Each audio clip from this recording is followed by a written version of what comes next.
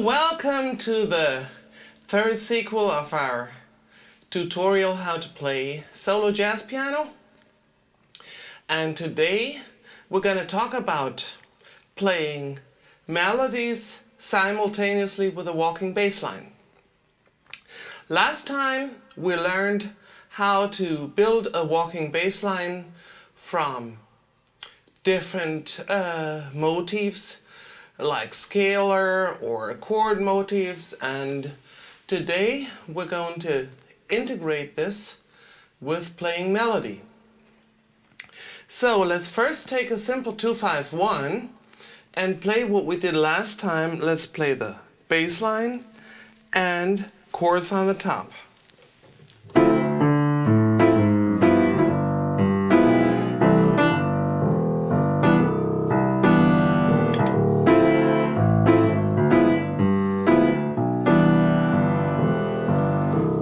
What we're going to do now is we're going to embellish the top note.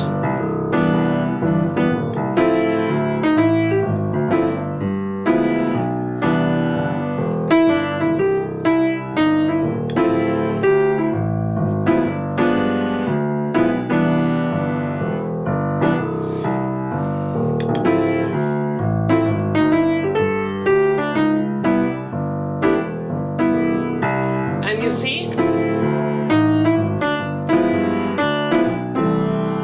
what you need to do is you need to keep those little melodies in the back fingers of your right hand.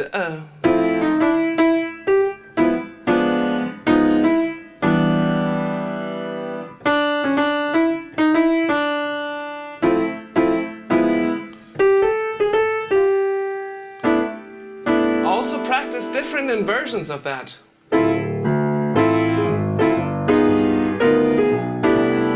And you see, a little goes a long way.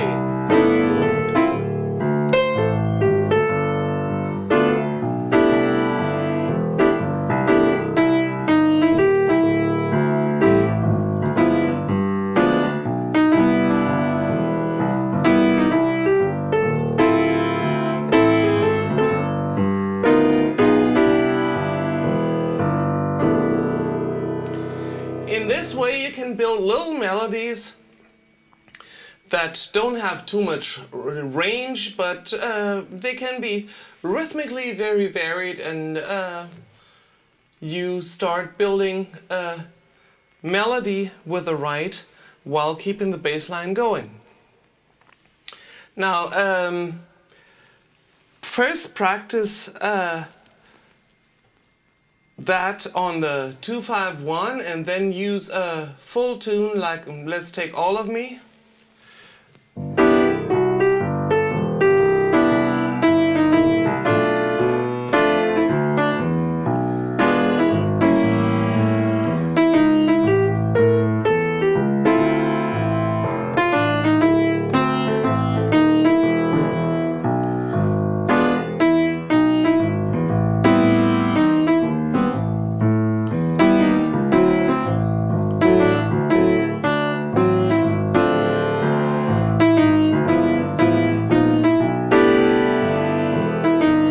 Different inversions.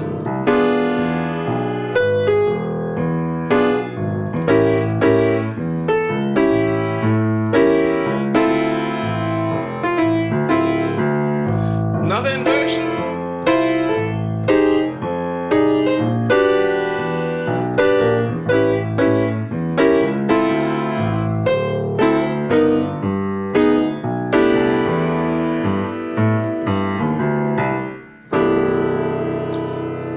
Remember, only do a little. You don't have to do very much, because the main focus must be to keep our bass line going. That's our groove. If we make a mistake in the left hand, everybody will notice. If we make a mistake in the right hand, nobody will care. We'll just stop our melody right in the middle of the bar, and people will think it's interesting syncopation. And if it still sounds too weird, we do it twice, so it sounds like we did it on purpose. So, in this way, you can already have a little bit of melody going on. Now, if we want to play free melodies that are not tied to any particular chord, we could first practice a set bass line, like let's take that 2-5-1 again. Let's say we want to use scalar motives.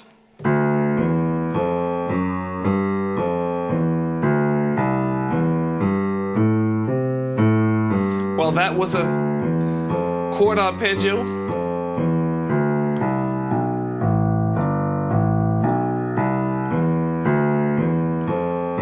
That would be scalar.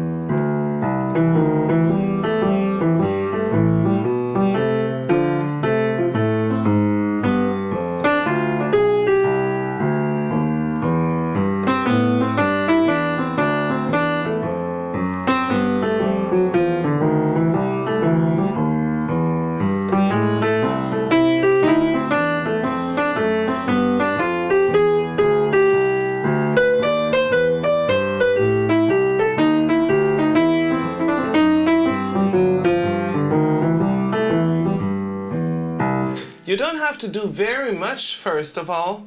Short ones are enough.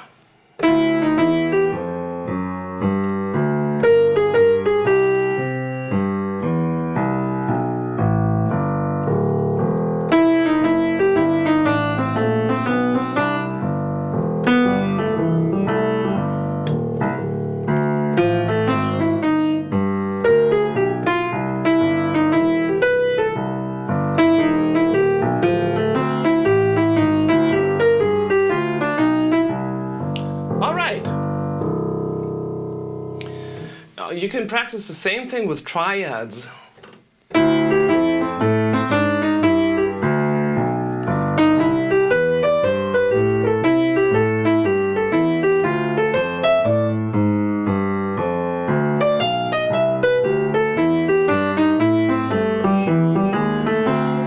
Notice in the left hand now I played triad-based walking bass lines.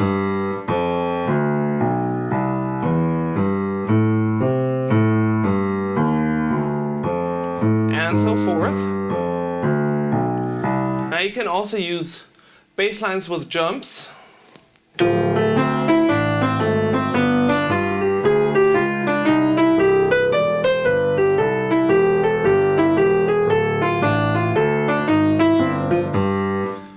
Just the same, practice all three, and then have melodies going on the top. First, very short ones, then slowly build up after you achieve a certain independence between thinking about the hands. It's not really hand independence per se, but what you want to do is you want to be able to follow two melodies at one time in your head. It's more like learning to hear what's going on musically than actually physical independence. If you can hear it in your head, you can also play it. Later on, you can play, expand this to complete tunes again. And a good idea, if you're not playing any chords, but just a bass line and a melody, is to outline the chords a little bit in the melody, so the listener gets an idea of what the changes of the tune are. Let's take All of Me again, and I'll play a bass line, and I'll play a melody, and I'll outline chords a little bit.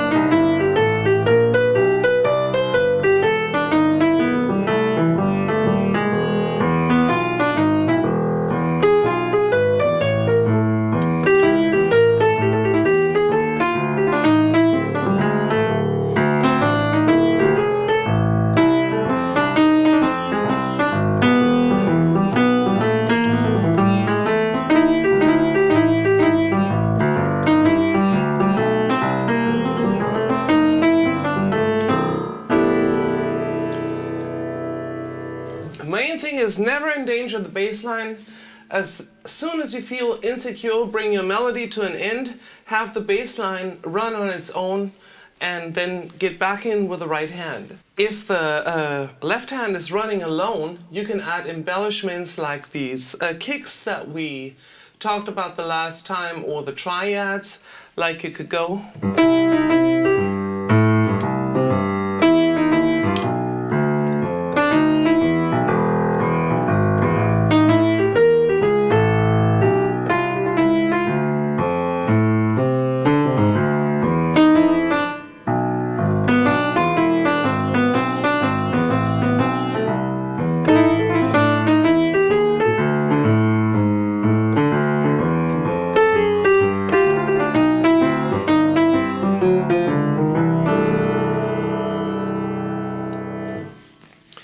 Another aspect to consider is we talked the last time we talked about, we want to keep the bass line like in the lower 2.5, 3 octaves of the piano.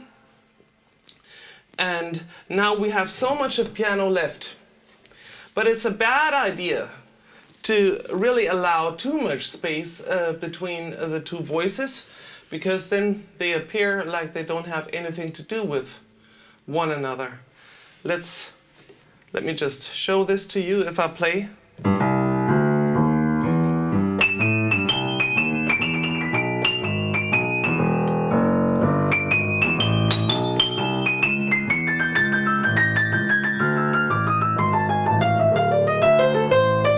It appears pretty disjoint.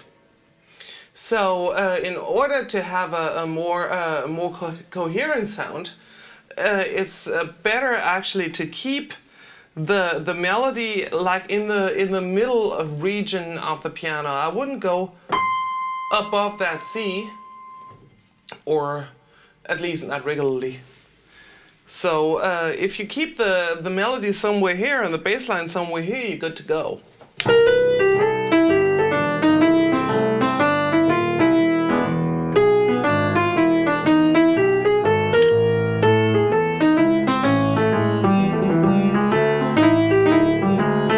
Understand? It's actually pretty easy. Now, we already talked about little fills in the left hand while the right hand rests.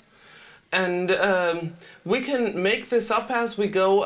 If we have segments of the tune where only one hand, the left hand, runs, we can think ahead a little and make up our mind what we're going to do with the left hand, as we then focus on the right hand and improvise. So the left hand should be sort of on autopilot while the right hand is playing its melody. So the two don't interfere too much. So you could think ahead, say like I'm gonna play a descending scale in the next bar and then improvise with the right hand. Or like I'm just gonna play it safe and stay on chord arpeggios for now with a few leading tones filled in, and then you'll get a good idea where you're going at that moment.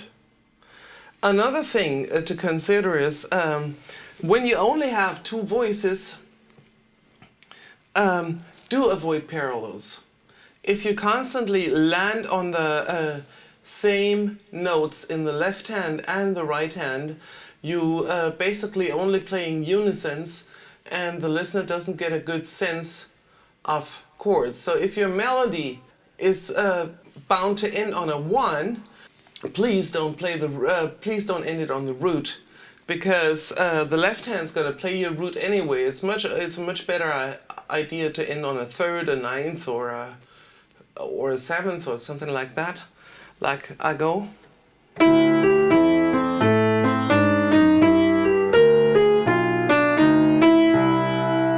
And then I have the outline of the C major chord right there, and C and an E. I could also end on the B, on the major 7th.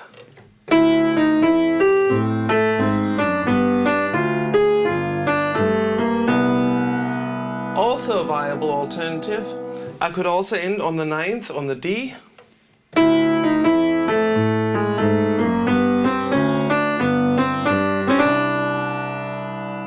also sounds like a pretty C major type thing. Good. So practice that. Practice a lot of different 2-5-1s in various keys, also in minor. And then if you've learned the 2-5-1s that you need to play any particular tune, then you tackle that tune and play many different songs in different keys. So you get the hang of that. So another thing is I want to talk about is economy. Economy in melodic ideas. Our idea is to not necessarily need very many melodic thoughts, but to expand them, like you could sequence them, play them on with different starting tones. You go, for example,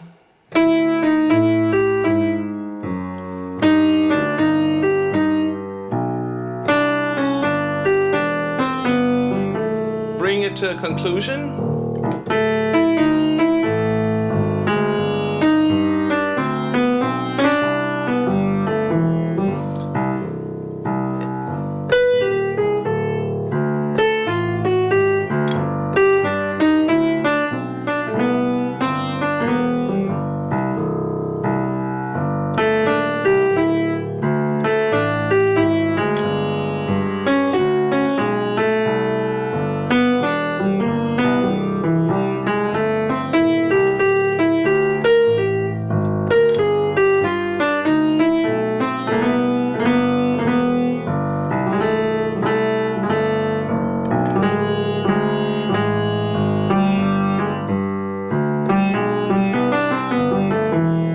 And so forth. Don't be afraid that you're only using half the piano if you're staying down here, because every note you play down here also has a lot of overtones that fill up all that space here, so you don't need to really be there all the time to create a full sound. It's totally enough. The two voices are totally enough if we're staying down here. Sometimes I do this on purpose.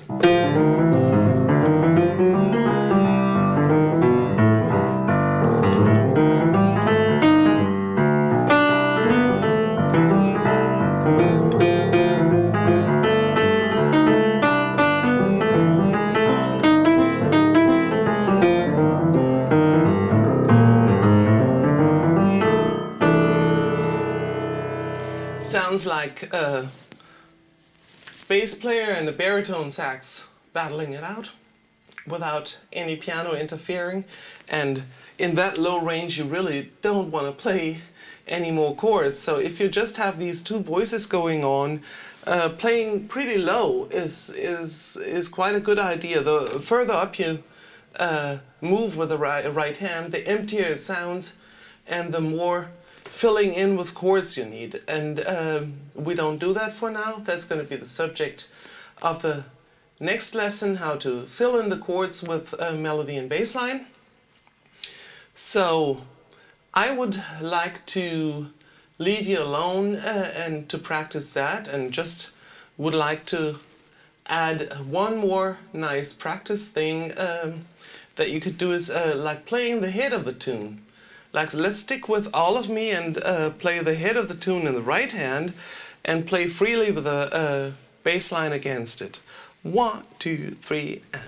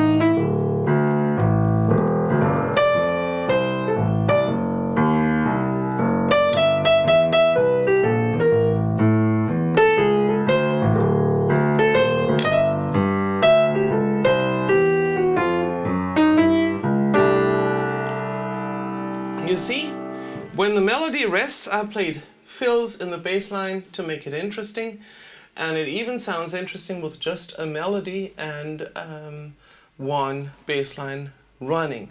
And then you can slowly start embellishing on the melody and also find more melodic freedom from there. So there's many different ways to get to that point where you're independent enough to run a bass line and a melody at the same time. And I wish you much success in that. So have a great time. Until next week, happy practicing. See you then.